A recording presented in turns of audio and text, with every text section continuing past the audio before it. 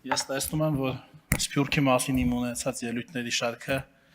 չի դադարում ալեկոծել հանդիմության եւ Սփյուռքյան հանդիմության մտքերը,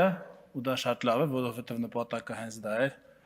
Եվ եթե ձեզ թվում է, թե այդ ելույթը ունենալուց առաջ ես մտածել եմ 3 կամ 4 րոպե, կամ 3 կամ 4 օր, կամ 3 կամ 4 շաբաթ, դուք շատ սխալվում եք։ Այդ ելույթում ամեն մի բառը չափված, կշռված է, ինչպես մեզ սովորեցրել են իրավաբանական ֆակուլտետում, Աղազինյան, ամեն բառը նշանակություն ունի, եւ եթե ձեր գործընկերն է ուշադիր լսեր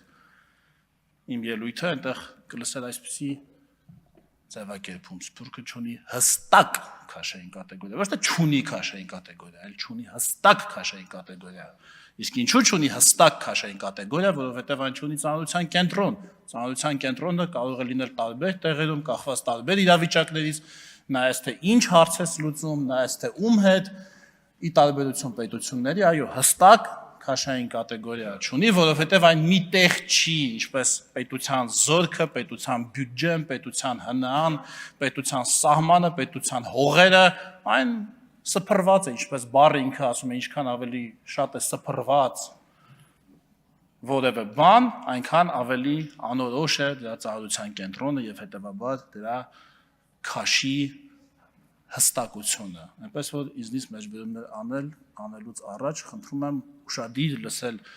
իմ ելույթները,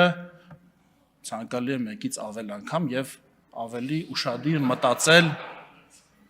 դրանց նպատակի մասին։ Շատ դժվար է